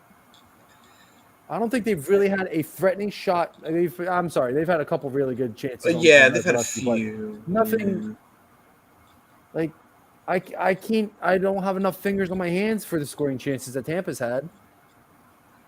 I think how did they not call that hand pass? It doesn't even matter at this point. That was like field hockey level hand pass. I know, right? Who said it was Benny? To Benny's point, this shit is embarrassing. It is. Play for some kind of pride. So here's the thing, and this is something that will test a lot of what we got here. We're going to find out even more about this team mentally. Because guess what? They don't get to rest. Yes. Tomorrow, they get to face Florida, another really good team in the Atlantic Division. Funny how the Sunshine State teams are now good. Boy, how times have changed. But Florida is next. And if you put a fucking goose egg up in that game and you're not managing to get anything going, or you just flat out fucking suck, yeah. That's damning right there, because it's like you didn't score a single goal on your road trip. You had a very mediocre homestand where you only got 3 points out of a possible 6. You beat Calgary, but that's because you wanted to beat Calgary because you got shut out by them in the Saddle Dome. Then you completely lose. You tried to beat Tampa. You lose in a shootout. Fine. Tip your cap to the other team. They were just slightly better than you. It is what it is. Then you lose to Boston. Now you're going to lose to Tampa tonight in a very bad way. You know, there has to be a big game tomorrow from these guys. And if you don't see a big game tomorrow, oh boy, then the mental fortitude starts to come into question even more than it is now. Because I'm really glad you brought that up, because I just had a thought. Yeah. About mental fortitude. Here's my question to you, Maddie. Yeah. Robbie, feel free to answer too. This is going out to you as well. And anybody else out there who wants to chime in. What if the mindset to this team right now, knowing that you have a back-to-back, is, all right, let's take the loss to Tampa. We'll sit back a little bit, but then we're going to go balls to the walls against Florida. If that is their mentality, then they've already fucked themselves in the ass for this season. Then they will not. Loser mentality right there. That's and that's also a pick and choose when we want to play good mentality, and that's a great way to get yourself eliminated from a playoff spot. And even if you make the playoffs, that's a first round out mentality. There's a reason I'm asking. Because Doc Rivers has already come out as a Sixers head coach and said, "Oh, this was a scheduled loss." Right. What the fuck is a scheduled loss? Yeah. Who the fuck would have a scheduled loss on their fucking thing? Like that is absolutely fireable. If anyone had told me that, if someone said that's a scheduled loss, then that's going to be your last scheduled loss because your ass is fired. You know. How about this? Why don't you stand outside the stadium and tell every entrant that's about to come into the stadium, "Hey guys, tonight's a scheduled loss. See if they want to still stick around and pay money to watch your team play. That pays all your guys' salaries." How about that? And that's why I bring up the thought process. This is my thought process because I've heard it done before. I've heard it done before by a coach in the city. Well, in your city. It's not my city anymore. That's why I'm asking, because it's been a scheduled loss. The Flyers are 0-4 going into this game against Tampa. What are the chances of AV saying the same thing that Doc Rivers said to the Sixers? Well, then if that's the case, loss. We haven't beaten them since 2012. Why we take it easy out there, boys? Send out the feeler. If that's the case, then yeah, I'm all for firing AV then, because that's not the right mentality you take into the locker room as the coach. And yeah, I get it. Not saying that that's the actual mentality. I'm just You get my hypothesizing. I got it. Yeah, we know where you're coming from. but that would be my response to that. If that's what I would see, if I was Chuck Fletcher and I heard about shit like that, I'd fire his ass. I'd be like, yeah, I don't give a shit, because you know what? If you're going to schedule losses, I would rather just see the team put the fucking effort out there instead of just going out there on purpose and losing. I'd rather see them put effort out and lose. You want to know why? Because I at least know they're fucking trying. Better than fucking going out there and saying, yeah, we took it easy because, we're not going to be that good. Fuck off. And John Detondo saying, guys, Florida is going to try and tie for the best home start if they beat the Flyers tomorrow night. And this all ties into that whole, okay, so you fucked up against Tampa. You fucked up against Boston. You lost to Tampa in a hard-fought game. You won great against Calgary. Mediocre homestand. Shitty start to the road trip. Now you've put yourself in a situation where if you take back-to-back losses on the road and you look like shit doing it, then holy fuck, then things got to change big time. And if it winds up being a case where something drastic happens out of nowhere and where we're not necessarily on board with it now, if all of a sudden we wake up the next day and we find out that AV's been released as head coach, I wouldn't be fucking surprised. Right. Because I'd be like, well, they fucking did it to themselves. Not that I was going to do it, but they did it. Look at that picture right there, right? You're down 4-0, and he's sitting there casually with his hands on his knee, and nobody's talking to each other. No, like, come on, boys. I get it. You're down 4-0. You have a low probability, but right now you're playing to get rid of that goose egg. You know what I mean? And I'm not saying he has to shout. He doesn't have to be like, as boisterous as John Tortorella, who we mentioned earlier, right? But just sitting there, la-di-da, like, sitting back, being that cool Frenchman. I mean, you're playing for pride at this point. You're playing for pride at this point. Yeah. You want to get at least one goal on the board so you can at least say, okay, you're going to win this game, but you ain't shutting us out. Effort. Yeah. They didn't have the effort tonight. And that's a shame too, because once again, you see McEwen going out there fucking playing with these great hands, trying to take a shot. It's like, wow. Like, I mean, McEwen wants to score a fucking goal right now, but no one else seems to want to, and that's unfucking believable. McEwen is the only one. To me, he's the only one that's really showed any kind of, what's the word? Balls is a good one. Not quite what I was going for, but yeah. You've been saying it all night, bro. You have no balls. But Brian, you've been saying it all night. Heart. You've been saying it all night. That's the word of the day. Heart. And no, not Carter Hart. Heart. The actual word. And it's a shame because it's a shame because Carter Hart, I don't blame him for 2 goals. He got screened on 2 of them. He got screened on the first one, and he got screened on the last one by Justin Braun. He got screened, both of it friendly fire. To answer your question, not Gray Waves, and I understand this was ancient history in terms of this season. The last time the Flyers scored more than 3 goals, it was against Calgary because they had to win that game in overtime. They had to do it 3-2. No, I think that was 2-1. I think it was 2-1. Oh, it was 2-1. Never mind. My bad. Then that would mean that that would. The only reason I corrected you. Yeah, I do. I appreciate that because that would have been wrong. But let me. Then would it have been Seattle? No, they did score 3 in the Lightning game. The third one to tie it. There we go. Yeah. But the reason why I spoke up there, Maddie, was not to be like, no, it was that I thought it could have been back even further because ignoring that last second goal to tie it on last Thursday, they had 2 against the Stars, 2 against the Hurricanes in a win, a goose egg against the Maple Leafs, 2 against the Caps, 2 against the Penguins, 3 goals. You'd have to go back to November 2nd against the Arizona Coyotes. And that wasn't until the third period, but and more than 3. Last time they scored more than 3 was Kraken. No, when was it? Kraken did. Yeah, Kraken was more than 3. Boston was more than 3. But Edmonton, the Western Canada trip was the last time they scored more than 3 goals. Wow. That's a almost a while month back. ago. That's pretty Almost a bad. month ago. That's pretty bad. You got to shake up this roster, man. You got to sit guys, healthy scratch, and you got to, or even demote and freaking bring up Frost, bring up even a no-name player from the Phantoms that's doing well right now, and be like, look, if you're not going to score goals, you're going to sit your ass up in the club box suites. At this point, you have to. At this point, I think you have to, especially especially the power play. The power play is atrocious. It's been, this is a really bad patch that the Flyers are going through right now.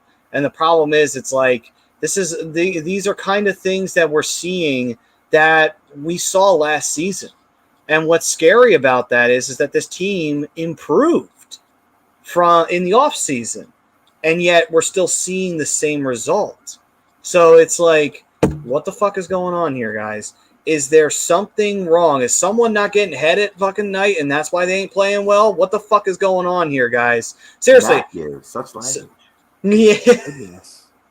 I mean, seriously, someone's got to be asking these fucking questions. I mean, seriously, someone has to be walking up and like, bro, I got to ask, are you not getting the rub and tug? Are you not getting that happy ending, bro? Because, listen, I feel like you're not finishing your plays properly. Did you not finish? I'm here for you, man. I need to know. If you need to cry on the shoulder, you can cry on mine. As long as that helps get you back out there playing well. People helping people. It feels so good. Anyway. I don't know if I can take Matty seriously anymore. No, right. But in all seriousness, though, someone needs to be asking some questions here, because it's like, I think it does add a little bit more to what you were saying, Brian, because, we saw effort from them against Tampa in Philly because they were in Philly. But now they're on the road here in Tampa, and it's 4-0, and it's like, fuck, who cares? I mean, this is a great question by Not Grey Waves. Is it a tough schedule? Ellis and Hayes, I mean, they had Ellis for a few games before he got hurt. They haven't had Kevin Hayes all season.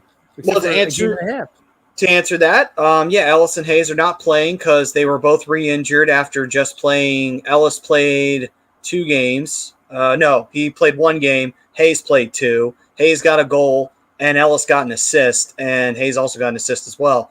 They both are now re-injured. And then for tough schedule, there's a very tough schedule coming up for the Flyers. They got the Panthers tomorrow, and then hold on, let me pull up the rest of the games. Devils, Islanders, Rangers to finish out the month of November.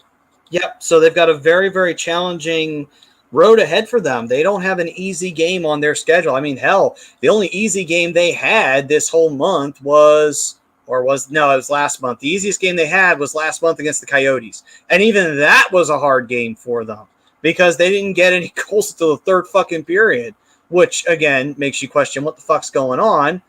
And, by the way, I would love to have seen a Flyer jump on fucking – who was that went into Hart?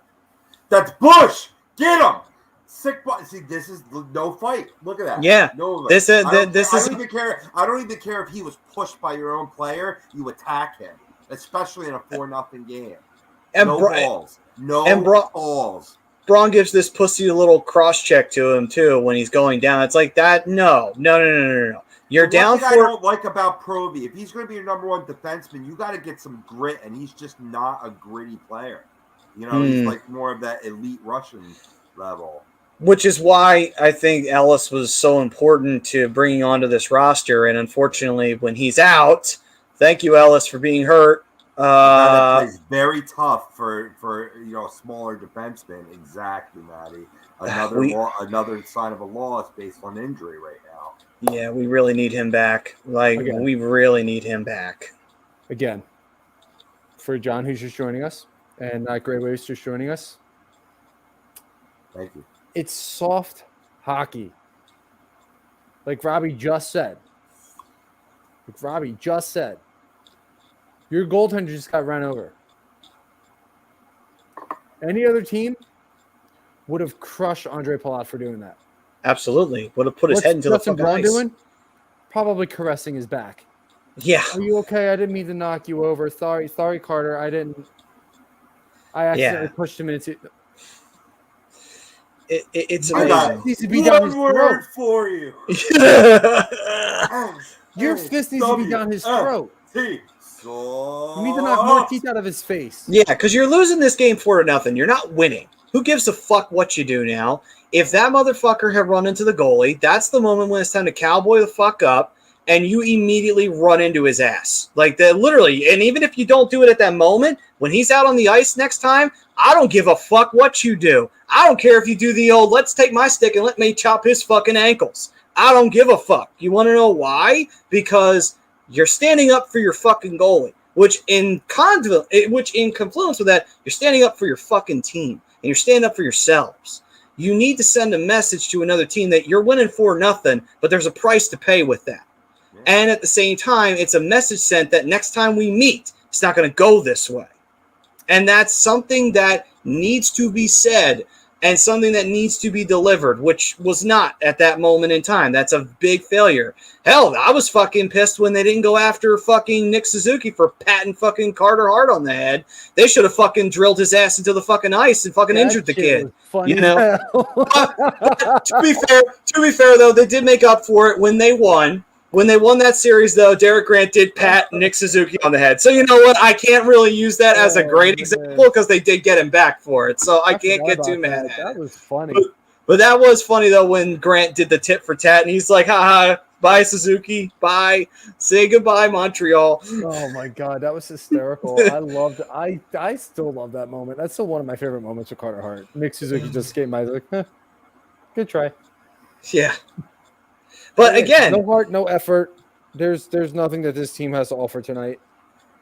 Did they call that offside? Why the fuck did they call that offsides? He was off 71 was in before the play. Oh, okay. A little bit. Okay. I mean, the new rule is your skate can be hovering above the blue line, and still, even though it's off the ice, they used to call that for offsides if your skate was off the ice, even if it was parallel to the blue line, you're off. But I think he was fully in. Don't even bring up LeBron James in hockey. He can't handle hockey, Ant. You know that. LeBron James can't even handle difficult political issues. He blatantly elbowed somebody and tried to get out of trying to fight him because he was coming after him. I saw that too. Like, literally, dude's fucking nose was busted. He was bleeding, coming down. It's like, damn. If basketball was more like this, I might actually watch. He's running after him. He's like, no, it was an accident. Meanwhile, Russell Westbrook's in the background like, yeah, he's ready to fucking fight. Looking like the Fighting Irish logo. Which was funny as shit. I'm not going to lie. I was cracking up. Russell, stop it. You're not doing nothing. You better knock that off. Oh, not great way of saying if only COVID didn't happen. Remember how good this team was doing in 2019, 2020? Yep. All that momentum got sucked right out, and then they went into the bubble where momentum usually gets sucked out, right? And sure enough, the Flyers got rattled in that Montreal series. They won it. And then they lost to the Islanders because the Islanders said, yeah, we're not Montreal. We're actually better than them. So, oh, God damn it. I mean, there's been some good plays here in the third period from this team. Like, they're showing some signs of life, but I don't know. It's just the overall effort. It was poor. It was too little, too late effort. The little things that they're doing now, they should have been doing since the jump, and I just fear this team is going to. That's a good shot by Provy there. Again, keep in mind I'm like 12 seconds behind you guys. So where is it going? It's the little things, man. It's the little things they don't do consistently because they're going to find themselves in a hole they're not going to be able to dig themselves out of in the standings because this Metro Division is so good. If that's the case and this season turns into where the fuck is Taryn Hatcher, then the Flyers done fucked up when that's the only thing anyone's looking forward to. Fuck the hockey. I mean, right now they're playing. They got a good roster. I'm still saying where's Taryn Hatcher. One of these days, I hope to be sitting right here doing a show. Have her sitting right here next to me. You know, Glorious. hey, how you doing? What was it? That was funny as shit, though. What was it when you were saying that to Mike, and Mike was just like, "Yeah." When you walk up to her, you'd be like, "Hi, hi. Do you like hockey?" Hi. I remember Mikey that. That was funny. Mikey was busting your balls so good that night. That was fucking great. Hey, hi, Karen. Oh. Like hockey now. Hi. Look at that Getting confidence, game man. They roll the puck right on Bazzi, and there's a Flyers, the first player in, he just bats it away over to the boards. Like 9 out of 10 goaltenders are covering that puck right there. He's just like, Robbie, da. He's like, you all fucking are scrubs and aren't scoring on me tonight. Well, not even just that. They're not even. That's that. It's been said Like I multiple said, times tonight. They're not the fastest skating team, so he's got the time to sit there and be like, boop. What I say, that's that big dick Patrick Y energy right there. That's what Vazzy's got right now going for him. Okay, see, I just saw the play. He was right there. Jesus. Oh, okay. Now you want to get heated. Now you want to start yelling at people. When the fuck was that? When he got ran over? The fuck, dude. I mean, don't get me wrong. I love Scott Lawton. He is Superman. See, that's what I'm talking about. Risto didn't give a fuck that Sanheim got knocked down. He still tried to make the goddamn hit. God damn, man. Seriously. I don't care if it's Corey. I don't care who it is. Take someone's ass down to the ice. Just beat the piss out of him. Meanwhile, poor Sanheim was the one who took the brunt of that. He did. But you know what? Sanheim needs to get fucking woke up too. Maybe that will wake his ass up. Get put on his ass by his own player.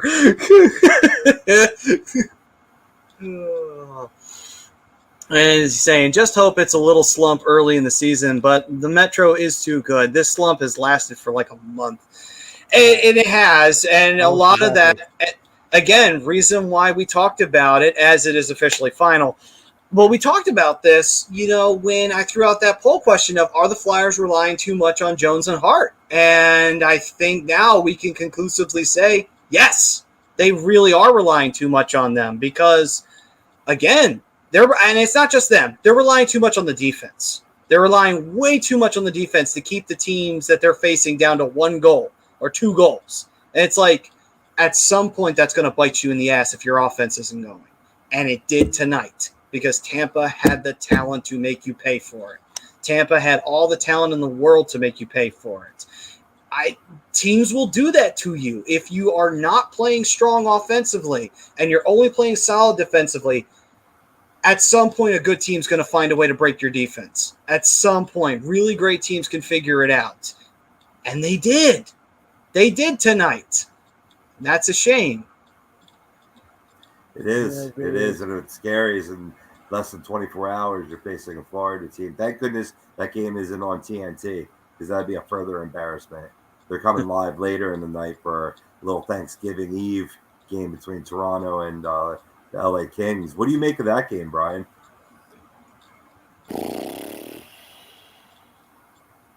I mean, with how LA's been playing this season, they've been pretty impressive. They're getting really good play out of their goaltenders as well as everybody else's. Some of these top teams in the league. Offense has been there for the most part. I mean, they're getting goals from guys they need to get goals from. Defense has been really solid for the Kings so far. As far as Toronto's starting to do what Toronto does best, and that's dominate the regular season. Getting good goaltending from Jack Campbell. Defense has been mediocre for the most part. I mean, Morgan Riley's clearly still their number 1 guy and just not great defensively. They have some pieces there in place, but they don't wow you. Right. However, on the offensive side, you're getting your production from the guys you need production from. Arthur Matthews stepped up. William Nylander's doing what Nylander does. You want to see a little bit more from Tavares, but they're figuring out ways to win games. And that was kind of the big thing moving forward earlier in the season was how are they going to win games? They suck. They're off to a cold start, blah, blah, blah. We're starting to see Toronto beat Toronto. As these two teams, it's been a while since these two teams have played each other. So we have nice respect. Right. It's been a while. I think it's going to be a fun game to watch, to be completely honest. I think we could see I think we could see the LA Kings possibly compete with Toronto because I think it's going to be a goalie battle. Honestly, I think it's going to be a goalie battle. If Jonathan Quickett is starting over Cal Peterson, both goaltenders have been really good, but the Kings are still very beatable. And I think we're going to see a goaltending battle on tomorrow night on TNT. I do think Toronto does still wind up win, but I think we're going to see a low-scoring affair. And the last time I said that, we got 9 goals in one game. So, Oh boy, we got 9 goals in one game. 9 goals in one game. God damn, that's one hell of a game right there. Haven't seen a team get 9 goals in one game since the fucking 90s. I mean, seriously, when was the last time you can recall seeing a team get like 9 goals in one game? Actually, no, not true. It would have been a team. It was the total 9 goals. It was like a 5-4 game. Oh, okay. I was gonna say. I thought you were saying a team. But anyway, No. Well, I was gonna say because the last time I remember seeing a team get 9 goals in one game, it was 2 teams, and it was the Flyers and the Jets, and that was when the Jets first returned to the league, which was that fucking crazy game. So much for the new NHL. Yeah. We're back to the 80s, boys. We're back to the 80s. Oh, Where's Mike Fossey playing? Oh, yeah. Ted, Back to where 7-1 was common. Ted, you at the game right now, or at the game? You at the show right now? Because I've seen the Bouncing Souls a couple times. They're fun. They're good to see live. Actually, their drummer, Mike McDermott. I don't know if he still drums for them. He was actually my brother's neighbor when he was living in Northeast Philadelphia. So those guys are local to the state of New Jersey, so which is actually really, really cool. But they're a fun time. Like if you love those little like ska punk type bands, oh, it's gonna be a blast, dude. You're gonna have so much fun. This is so much fun. Sure. All right then. So, not great waves. Flyers Penguins 2012 playoffs. Those are the pleasant memories. Of the good memories. We'll just stick with that. Little did we realize what we were in store for the rest of the 20 fucking 10s. Anyway, all right. So, gentlemen, was there anything else you wanted to talk about tonight? I got one thing. Sure. How about them third jerseys for the Devils? Oh, I haven't seen them because I really don't follow the Devils because fuck them. So I hate them. Hold on. Let me take a look. Let me see. There's a good. G ever thrown bitch fit and refused to play? Ooh. You know what? I kind of like that with the jersey written across it. You know what I mean? Just being from Jersey. I mean, it sucks that I don't root for the. Like my dad always said, why don't you root for the team that's from your state? I'm like, you like who you like. You know what I mean? But to answer your question, Ted, yes, G has thrown. He's fought a couple of people, but it's been a while since he's done it. He probably actually. You know what? I really wouldn't have cared if Giroux had dropped tonight. I wouldn't have cared. That is ugly as sin. you don't like that? I kind of like that with the jersey written across in cursive. Somebody's actually that jersey pretty much describes shirt with shirt across it. That same style. Yeah, that's true. I didn't think of it that way. You're right. That jersey pretty much looks like PK Subban's career with the Devils. Shit. But anyway, I think it looks number old school with the aspects. stripes. Too old school. One of the few things that I actually don't like about it is the stripes. I don't mind that it says Jersey across it. I like the color scheme they use on the numbers and the lettering, with actually having the red as the second layer and have white as the main layer. Right. I like that aspect of it. I think the stripes make it look a little too vintage when the Devils aren't really a vintage type of team. That's a good point. So, like when the Flyers did it, and they said the Flyers one leaked release was that specific jersey. Actually, same idea. Orange says Flyers in that same kind of writing across the chest, and you had the orange stripes going down the sleeve and into the shoulders. I recall, yep. I would not have been It's a just- fan of that jersey. Yeah, it's bland. It's very, like, here's the thing. Like, I get it. You don't want it to be too strange. You don't want to be too exotic with it. But at the same time, there is something to be said for having some kind of creativity, not just this blank, boring, bland-ass canvas with jersey written across. That's a lazy-ass fucking jersey design. You know what they should have done in hindsight? Etched in the sign like a big devil, like the Jersey Devil, but you know what I mean? Like it's faded in the background and the jersey and written jersey across it. Like you almost like you're looking at like I don't know, one of those things, you know, where you change the eye level. What's the word? Oh, I know what you're talking about. Like an optical illusion, basically. Yeah. The words are starting to fail me, so it might be time to jump off soon. but that would have been a lot cooler. See, I think what they should have done, and I think this would have been a really cool idea, pay homage to the Rockies. Ooh, I like that too. Pay homage to the Rockies. Make that your third jersey. Right. But would you have like the Rockies logo with like just red and black instead of the red, yellow, and blue that they had back in the day? Something like that. Maybe just like, and I obviously know you can't. I don't know if you can actually necessarily do that right now. Copyright and stuff like that. Maybe do like what the old logo was, obviously in the chest, and then you could do both. You could do the original colors.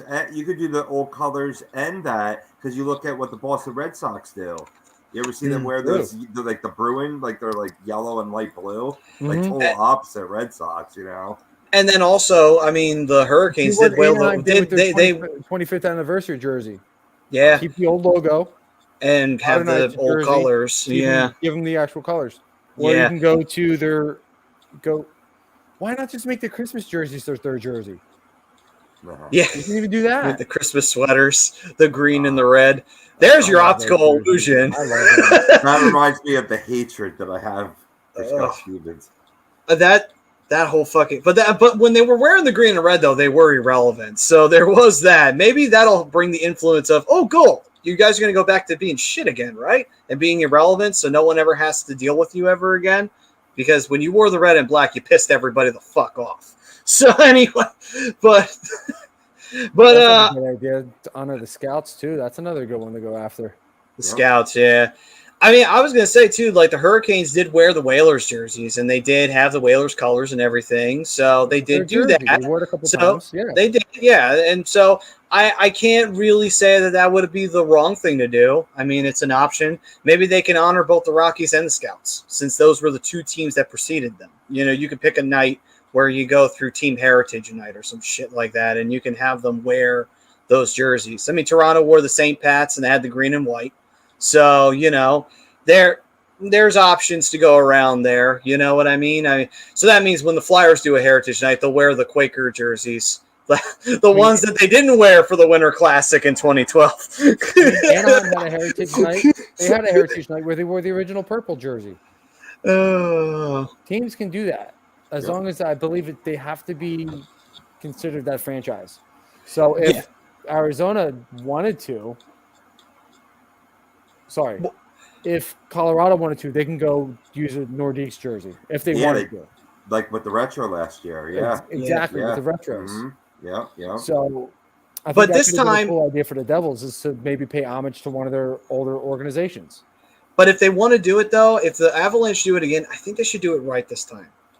Blue and orange. They did do their colors. I get it. Blue and orange this time. You're going to do it. Let's go all the way with it. Do the blue and orange of the Nordiques. But anyway, yeah. I mean that. But still, I mean that third jersey. You know what it reminds me of? Like you said, Rob, old school. It reminds me of the Blackhawks. The Blackhawks back in the day had jerseys like that, where they had the Blackhawk logo. It was the circle logo with Chicago written around it. Yeah. It reminds me of those old school jerseys way back in like the 1940s and 30s and such like that. Back when hockey was a more Canada than American community back in the day. Like God, yeah. All right, so this is still gonna go. This still goes down in history as one of the best jerseys of all time. Say what you want. One of the best jerseys of all time. Boo. I mean, it's no Wild Wing jersey, but I mean. Oh, I forgot. I'm a Ducks fan now. Yay! Cheer! Yay! Yeah, that's right. Fuck you, Matt. Yeah. And this is exactly what I mean. For those who don't know what I mean, what I refer to the Anaheim's retro or 25th anniversary. They took the old logo and some of the older colors, but they put it in the modern style of the jersey. Yeah, that's one of the finest jerseys I've ever seen of any team. Yeah. That's a That's great why I jersey. have 4. Though I'm sure that there are other reasons why you have 4 Ducks jerseys, not just the cool look of it. No. I mean the 4 of this one specifically. No, I get you, but still, I mean, it's not just because it's cool looking. You are a Ducks fan, after all. There's probably a few other reasons why. Yeah, I mean, I got Salami's name on one. I got Korea's name on one of them. I got Henrique on one. I got a plain one right here. Nice. All right. So Before you take us home, Maddie. yes, I want to just throw out there to the fan, man, everybody that tunes in every week. Happy Thanksgiving. This is a great week to be really just think back on everything that you're grateful in life. And I'm grateful for my family. All you out there. I'm grateful for Matt. I'm grateful for Brian. I'm grateful for all my friends and new friends that I've recently met. Just really been a great year. And I'm most grateful that my 93-year-old grandmother is COVID-less and keeping the elderly, safe and protected. So that's what I'm going to be happy for as we get down. I want to wish you guys, all your families, happy, safe Thanksgiving. Definitely. Always thanks for tuning in. absolutely. Yeah, I think, everyone, I think same with me. I give thanks that I have you guys. I wouldn't want to do a show without you. You know what I mean? It feels less without any one of you guys. You know what I mean? So you definitely make this show so much fun to do every week, something that I look forward to. And also I'm very, thankful for A2D Radio, for Tom, and for everything that everybody else does here, just busting their ass in the back end and just having fun on the shows because they keep helping the platform grow. And of course the fam, because you guys grow the platform just as much, even more than we do, because you guys are the ones who support us. So I thank you for that. I thank my family. I thank my extended family. I thank everybody out there who, has contributed something in my life in a positive way. Love you guys. Cherish you guys. Thank you very much. So I guess it's my turn. It is. It is your turn, no. Brian. Well, you're the one who's a fan of a bird, so it's only fitting you go last on the Thanksgiving. But it's a duck, not a freaking turkey. That's same thing. It's a bird. Anyway. Eagles fan too. They're birds. Not as big as a turkey, some of them. I'm just thankful for all the support I've gotten over the last year.